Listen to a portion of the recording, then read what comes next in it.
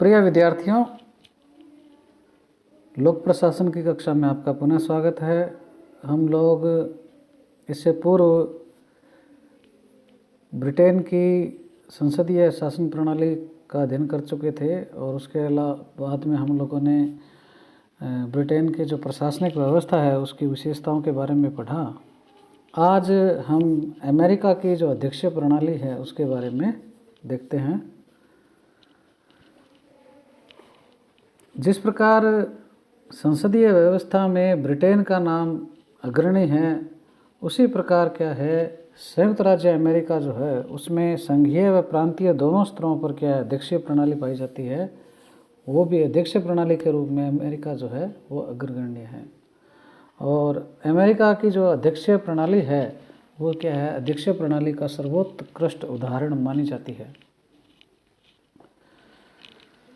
Britain में जहाँ संसदीय लोकतंत्र को अपनाया गया है और उसमें कार्यपालिका के दो रूप होते हैं, एक नाम मात्र की कार्यपालिका होती है और एक क्या है वास्तविक कार्यपालिका होती है। नाम मात्र की कार्यपालिका के रूप में ब्रिटेन के सम्राट होते हैं, ये हम पढ़ चुके हैं, और वास्तविक कार्यपालिका के रूप में क्या है प्रधानमंत्री होते हैं। ये हमने क्या है ब्रिटेन की जो संसदीय व्यवस्था थी उसमें हम लोगों ने पढ़ा।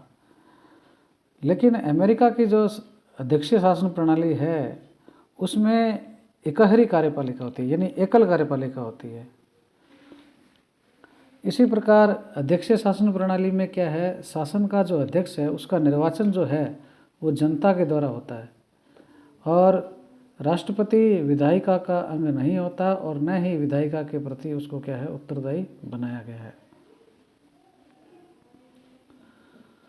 संयुक्त राज्य अमेरिका का राष्ट्रपति अपनी शक्तियाँ स्वयं या मंत्रिमंडल के सदस्यों के द्वारा निर्वाहित करता है। मंत्रिमंडल के जो सदस्य होते हैं वो कांग्रेस के सदस्य नहीं होते और न ही वो कांग्रेस की कार्यवाही में भाग लेते हैं, न ही वो कांग्रेस के प्रति क्या है उत्तरदायी होते हैं।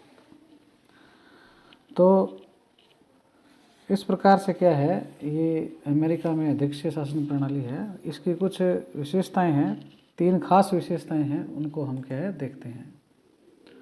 पहली है शक्ति पृथक्करण। अध्यक्षीय शासन प्रणाली में विधायिका, कार्यपालिका और न्यायपालिका के मध्य क्या है शक्तियों का स्पष्ट विभाजन होता है। इसको क्या कहते हैं हम शक्ति पृथक्करण कहते हैं। शासन के ये जो ये तीनों अंग हैं ये एक दूसरे से स्वतंत्र हैं, फिर भी कुछ क्या है नियंत्रण के सिद्धांत बने हुए भी हैं। संसदीय शासन व्यवस्था में विधायिका से ही क्या है कार्यपालिका का निर्माण होता है। कहने का भाव ये है कि विधायिका में ही क्या है कार्यपालिका समाहित होती है। ऐसा अध्यक्षीय प्रणाली में होता नहीं। अमेरिकी कांग्रेस कानून बनाने में स्वतंत्र हैं, जबकि राष्ट्रपति जो हैं वो कार्यकारी जो शक्तियां हैं उसके प्रयोग में स्वतंत्र हैं।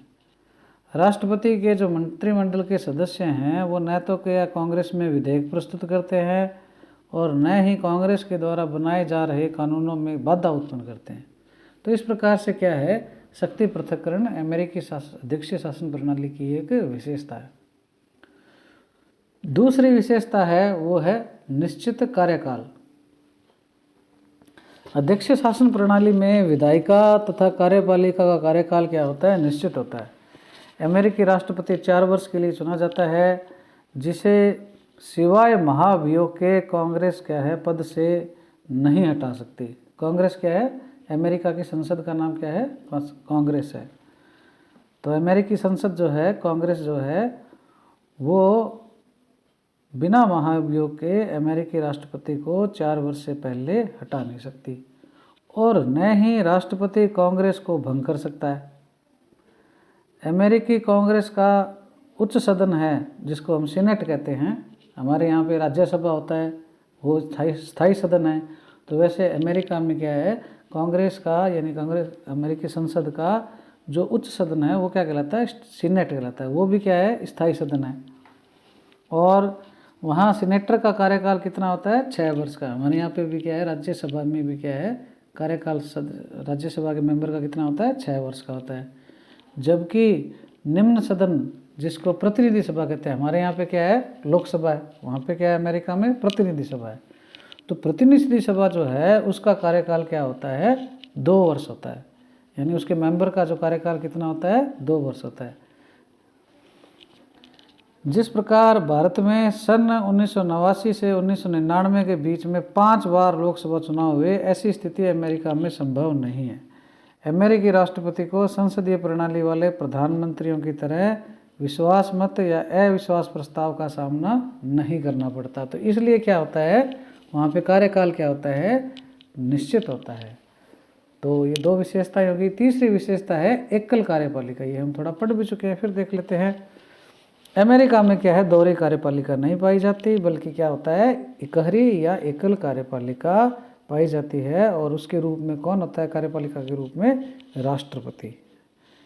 एक विद्वान रहे हैं ब्रोगन, उन्होंने कहा है कि अमेरिकी राष्ट्रपति ऐसा सम्राट है जो स्वयं ही अपना प्रधानमंत्री है। अर्थात थोड़ा सा क्या उन्होंने तुलना की है ब्रिटेन की व्यवस्था से, अर्थात वहाँ प्रधानमंत्री पद का अस्तित्व ही नहीं है, बल्कि राष्ट्रपति ही कार्यपालिका का सर्वे सर्वा होता है।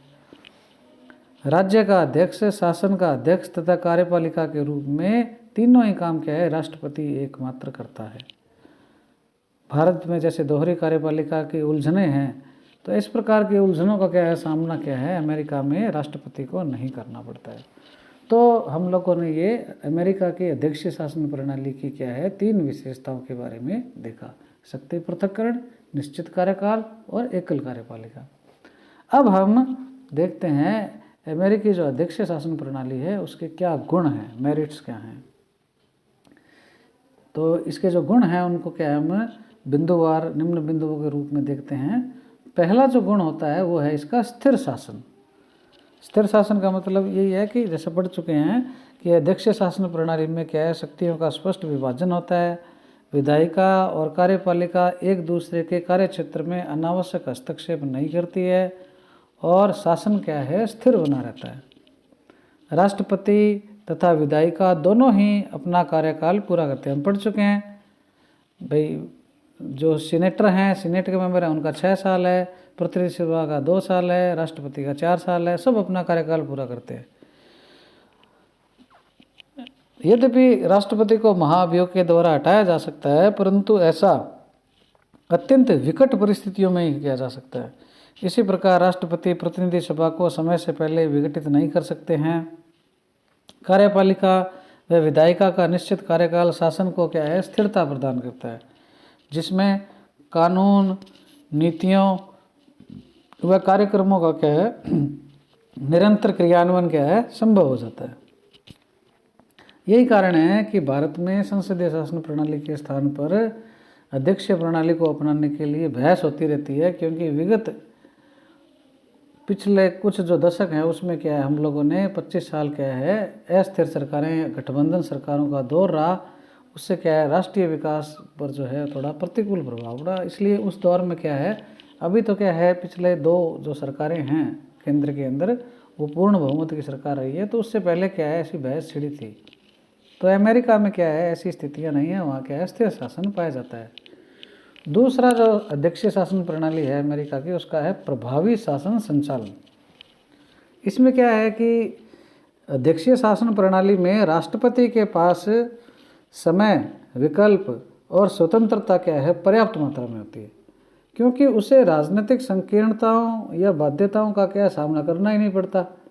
जबकि संसदीय प्रणाली जो है, विशेषकर जहाँ पे अल्पमत की सरकारें हैं, गठबंधन की सरकारें हैं, वहाँ पे क्या होता है, प्रधानमंत्री बहुमत बनाए रखने व संबंधित जो राजनीतिक दल या दलों के जो आका हैं, उनके जो मतलब अध्यक्ष हैं पार्टी के, उनको खुश रखने और सदन में जो छींटाकशी होती है उससे बचने में क्या है, वो अपनी क्या सारी एनर्जी क्या है, नष्ट करता रहता है। राष्ट्रपति को यह स्वतंत्रता रहती है कि वह अपनी इच्छा से क्या है, मंत्रियों का चयन कर सकता है। कहाँ पे, अमेरिकी शासन प्रणाली में आवश्यकता के हिसाब से प्रशासनिक फेरबदल भी कर सकता है और राष्ट्रपति का कार्यकाल भी क्या होता है, निश्चित होता है। अतः वहाँ क्या होता है, नौकरशाही भी क्या है, मानसिक रूप से क्या है, राष्ट्रपति की नीतियों को समझने और उन्हें कुशलतापूर्वक लागू करने के लिए क्या है, तैयार रहती है। संसदीय लोकतंत्र में क्या है, अस्थिर सरकारें होती है, प्राय नौकरशाही, निरंकुश या लापरवाह भी हो जाती है, क्योंकि उच्च स्तरीय जो नियंत्रण व्यवस्था है वो क्या है, प्रभावी नहीं होती। वास्तव में कल्याणकारी व संसदीय लोकतंत्रात्मक राज्यों में प्रजातंत्र जो है वो एक प्रकार से छलावा कई बार साबित हो जाता है। वास्तव में शासन तो नौकरशाही करती है संसदात्मक देशों में, ऐसा लगता है कभी कभी, लेकिन ये धारणा जो है अध्यक्षीय प्रणाली में क्या है, उचित प्रतीत नहीं होती। तो इस प्रकार से वहाँ क्या है, स्थिर शासन की वजह से प्रभावी शासन भी संभव हो जाता है। तीसरी जो इसकी विशेषता या गुण है वो है आपातकालीन स्थितियों में ज़्यादा उपयुक्त है ये। इसमें ऐसा कह सकते हैं कि अध्यक्षीय शासन प्रणाली जो है उस समय ज़्यादा कारगर सिद्ध होती है जब कोई तुरंत निर्णय लेना हो। एकल कार्यपालिका तथा शक्ति पृथक्करण के कारण अध्यक्षीय शासन प्रणाली में शासन का जो अध्यक्ष है वो नीतिगत निर्णय सहजता से कर लेता है, जबकि संसदीय प्रणाली में बहुत ज़्यादा चिंतन मनन दीर्घ प्रक्रिया को अपनाना पड़ता है। अमेरिकी राष्ट्रपति को युद्ध अधिनियम के अंतर्गत सेना की कमान संभालने और आवश्यकता के अनुसार निर्णय लेने की छूट दी गई है। युद्ध की घोषणा करने तथा संचालन करने के अलावा अन्य कई आपातकालीन स्थितियों का सामना अध्यक्ष प्रणाली में बेहतर ढंग से होता आया है। तो इस प्रकार से क्या है, अमेरिकी अध्यक्षीय शासन प्रणाली में आपातकालीन स्थितियों में वो बहुत ज़्यादा कारगर सिद्ध होती हैं। इसके पश्चात अगला गुण आता है राष्ट्रीय एकता में सहायक। इसमें हम बता सकते हैं कि अमेरिका विश्व का वह राष्ट्र है जहां सर्वाधिक राष्ट्रीयताओं के नागरिक निवास करते हैं। इसके अलावा भाषा, धर्म, वंश, नस्ल, संप्रदाय, जाति तथा अन्य सांस्कृतिक आधारों पर अमेरिका में विविधता जो है वो परिलक्षित होती है।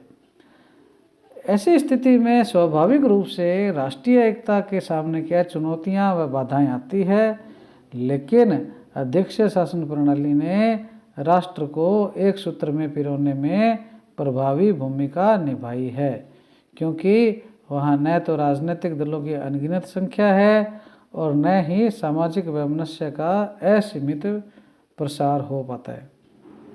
संसदीय लोकतंत्र में विधायिका में संकीर्ण राजनीतिक मानसिकता स्पष्ट दिखाई देती है, जिसका सीधा प्रभाव जो है समाज पर पड़ता है।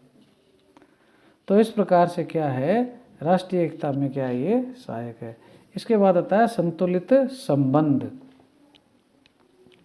अध्यक्षीय प्रणाली में विधायिका, कार्यपालिका तथा न्यायपालिका के बीच क्या है, स्पष्ट बंटवारे, एक दूसरे से स्वतंत्रता के साथ नियंत्रण का प्रावधान होता है, यानी चेक एंड बैलेंस की थ्योरी होती है। इस व्यवस्था के कारण क्या होता है, शासन का कोई भी अंग जो है वो क्या है, ज़्यादा हावी नहीं हो पाता तथा नागरिक स्वतंत्रता क्या है, बनी रहती है। व्यवस्थापिका, कार्यपालिका तथा न्यायपालिका का कार्य क्षेत्र स्पष्ट रूप से क्या होता है, विभाजित होने के कारण संघर्ष व विवाद उस मात्रा में उत्पन्न नहीं होते जितने क्या है संसदीय प्रणाली में होते हैं। जनता के निर्वाचित प्रतिनिधियों से बनी विधायिका सशक्त अंग के रूप में कार्य करती है, जबकि संसदीय लोकतंत्र में विधायिका की भूमिका क्या होती है, सीमित तथा अल्प प्रभावी होती है। तो इस प्रकार से वहाँ पर क्या है, शासन के तीनों अंगों में नियंत्रण व संतुलन के माध्यम से एक बैलेंस बना रहता है। इसके बाद में छठा जो है गुण वो है अनावश्यक चुनाव व्यय से मुक्ति। संसदीय प्रणाली में वास्तविक कार्यपालिका अर्थात प्रधानमंत्री की इच्छा से क्या है, विधायिका को भंग कर सकता है। उसी प्रकार विधायिका में विश्वास मत यदि होते तो प्रधानमंत्री को त्यागपत्र करना पड़ता है। ऐसी स्थिति में जबकि किसी एक दल का विधायिका में बहुमत न हो तो बार बार सरकारें क्या है, बनती और गिरती रहती है। परिणाम स्वरूप क्या होता है, आम जनता और देश को क्या है, नए चुनावों का सामना करना पड़ता है और वो क्या है, प्रशासनिक कार्यों में बाधा उत्पन्न करता है और आर्थिक दृष्टि से एक बोझ भी सिद्ध होता है। इस प्रकार की ये जो समस्याएं हैं अमेरिकी प्रणाली में नहीं होती, क्योंकि वहाँ पर क्या है, मध्यावधि चुनावों का प्रावधान ही नहीं है।